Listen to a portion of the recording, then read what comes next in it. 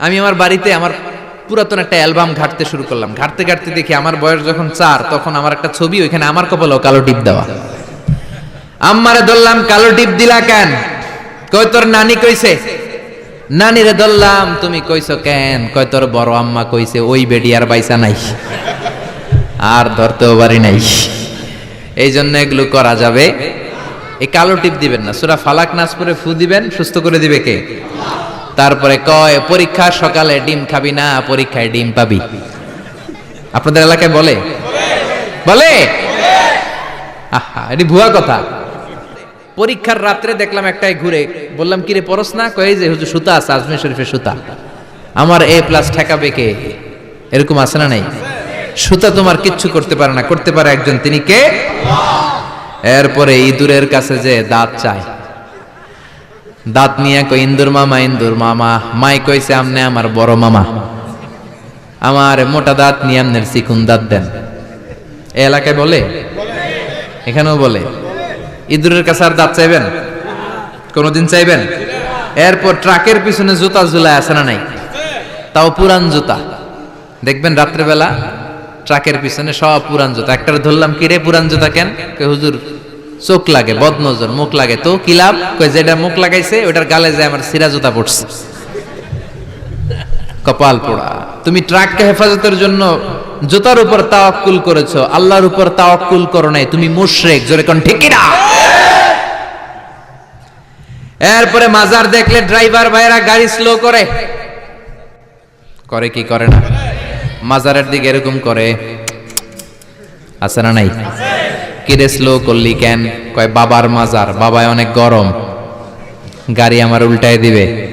জোরে চালাইলে, গাড়ি উল্টায় দিলে দুর্ঘটনা হয়, মানুষ মারা যায়। যেই লোক কবরে শুইয়া মানুষ মারে, ওইটা আল্লাহর ওলি নাকি ডাকাইত? ওটা তো অনেক বড় সন্ত্রাসী, ঠিক কিনা? এরপরে কয় জট কলা খাইস না, জমজ পলাইব। আছে না নাই? জমজ হলে তো ভালো, 2বারের কষ্ট একবারে সারলো। 2বার বউয়ের কষ্ট কমে গেল। 10 মাস 10 মাস 2 বছর কত কষ্ট, 2বার পেট কাটো। আর জামাইয়ের টাকা খরচ, সিজারের টাকা, আছে না নাই? তো একবারে যদি হয়ে যায়, কষ্ট কমে গেল না? কপাল পোড়া। জট কলা দেখে দেখে খাইবেন, বাইসা বাইসা খাইবেন, কিচ্ছু হবে না। সুবহানাল্লাহ। এরপরে বলে তোর যদি হাত চুলকায় তাইলে তোর টাকা আসবে, বলে না? আসলে কি আসে? টাকা আসে? আসে না। ধনী বানায় কে? গরিব বানায় কে? আবার মাথায় যদি 2 গিট থাকে, 2টা গিট থাকে, কয় তোর 2 বিয়া। আছে না নাই? মুসলমান এগুলোতে বিশ্বাস করতে পারে। এখানে বাবা যারা এসেছেন, আপনারা সবাই আপনাদের ছেলেদেরকে এই উপদেশগুলো দিতে হবে। এখন থেকেই তাদেরকে কোরআন শিখাতে হবে। এই জন্য ইসলাম বলে, জন্ম নেওয়ার পরে বাচ্চার কানে তুমি আজান দাও। যদিও বাচ্চার উপর এখনো তার আমলনামা শুরু হয় নাই, কিন্তু তার কানের সামনে ইসলামটা তুমি পৌঁছে দাও। এখনো তার নামাজ ফরজ না, রোজা ফরজ না, বড় হয় নাই, আমলনামা শুরু হয় নাই, কিন্তু জন্মের পরেই আজান। কারণ ইসলামটাকে কানের সামনে তুলে ধরো। 7 বছর বয়স হয়েছে, একটা সুন্দর নাম রাখো। সুন্দর নামের দরকার আছে না নাই? এখন সুন্দর নাম রাখতে চায় না। আজকে যার বাসায় খেলাম, ছেলের নাম আল ফারাবি, একজন বড় দার্শনিকের নামে নাম, খুব সুন্দর। এগুলো রাখবেন। লোকমান, এই নাম রাখবেন। লোকমান নামটা কেমন লাগে? সুন্দর লাগে তো? এই ভালো ভালো নামগুলো রাখবেন, তাহলে ছেলেগুলোর ভদ্র বানাবে কে? এখন অনেক বাসায় গেলে বাচ্চাদের এমন নাম শোনা যায়, অবাক হয়ে যায়।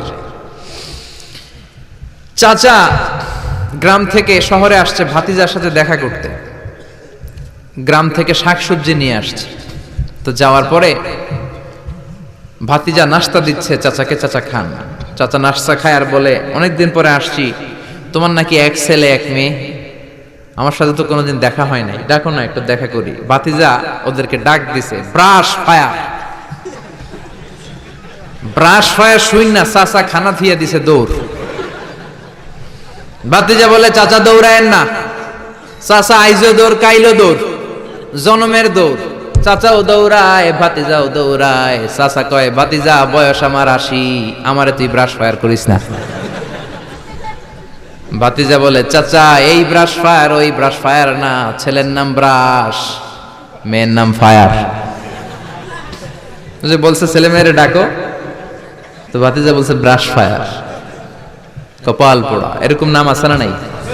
আহাব্বুল আসমা ইলাল্লাহ আব্দুল্লাহ, আব্দুর রহমান। আল্লাহর কাছে সবচাইতে প্রিয়তম নাম হচ্ছে আব্দুল্লাহ আর হচ্ছে আব্দুর রহমান। সুবহানাল্লাহ পড়েন। এই নামগুলো রাখতে রাজি আছেন তো? আব্দুল্লাহ, আব্দুর রহমান রাখবেন।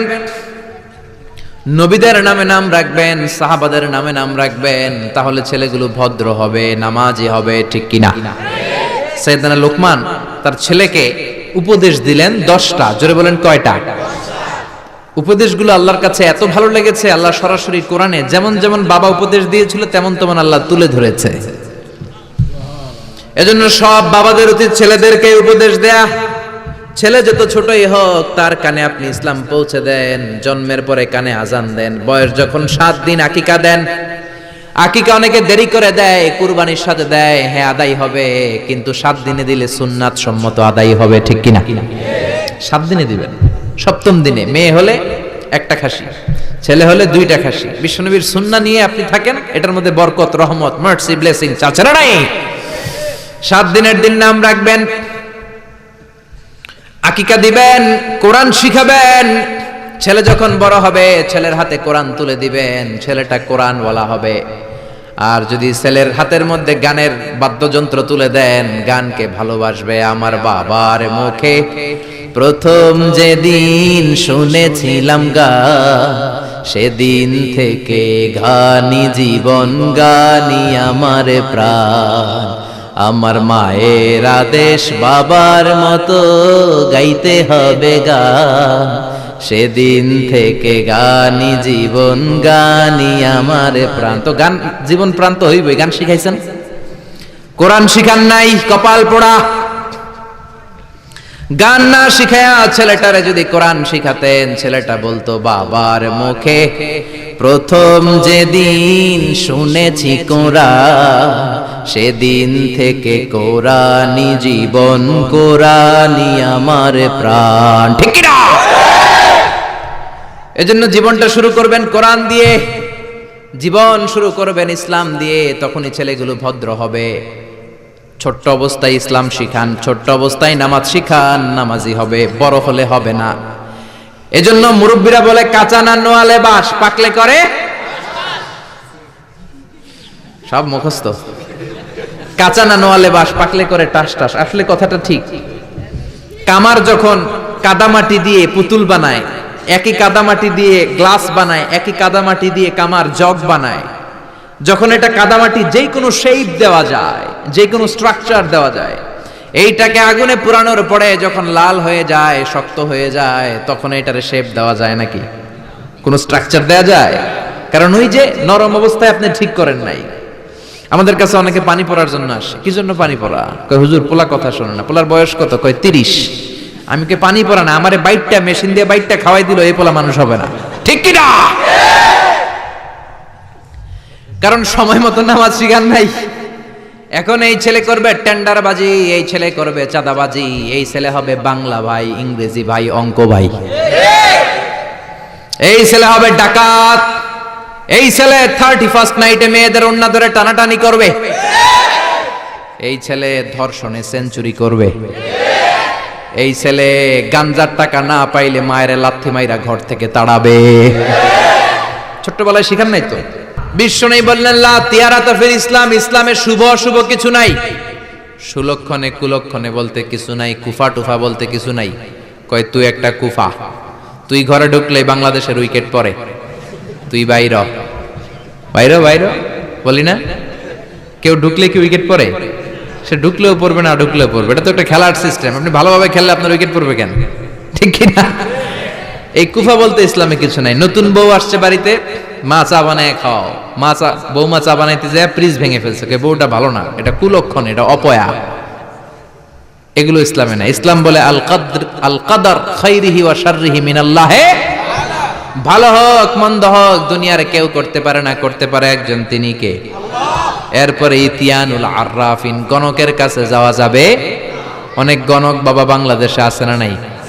গনে গনে নাকি সব বলে দেয়। বিশ্বনবী বললেন মান আতা আররাফান, যে কোনো গণকের কাছে যায়, ফাসাআলাহু আন শাইইন, যে কিছু জিজ্ঞেস করে, গণকের কাছে যে জিজ্ঞেস করার সাথে সাথেই 40 দিনের আপনার নামাজগুলারে বাতিল করে দিবে কে? গণক যা বলছে এটা বিশ্বাস করেন নাই, শুধু জিজ্ঞেস করছেন 40 দিনের নামাজ বাতিল। আর গণক যা বলেছে যদি বিশ্বাস করেন মুশরিকদের কাতারে আপনারা তুলে দিবে কে? এজন্য গণকের কাছে যাওয়া যাবে না। গণককে যে বলবেন, ও গণক বাবা আপনার চেম্বারে আপনি কি করেন? গণক বলবে আমি ভবিষ্যতের সব কথা জানি, সব বলে দেই। এটা বললেই দিবেন এক থাপ্পড় 20 কেজি ওজনের। যদি বলে এই থাপ্পড় দিলি কেন, বলবেন তুমি তো গণক, ভবিষ্যৎ জানো, আজকে আমি এই সাথে থাপ্পড় দিব আগেই তো জানার কথা, তুমি না সব জানো, আমারে দেখে তুমি দৌড় দাও নাই কেন? ঠিক কি না? এইভাবে সাইজ করবেন গণক বাবাদেরকে। এরপরে আছে রাশিফল বাবা।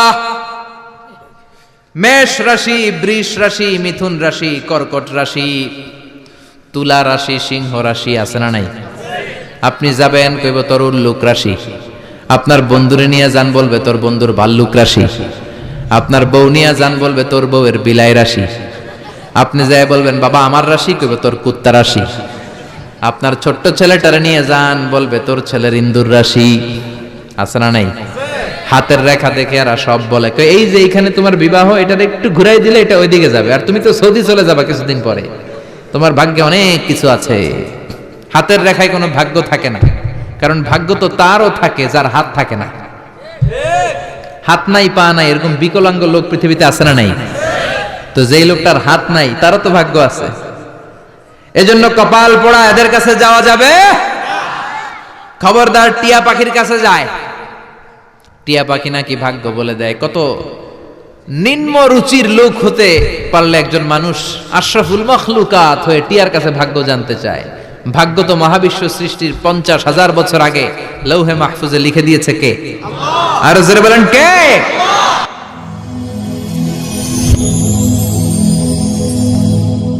Rose TV 24. Enjoy by listening to the Holy Quran.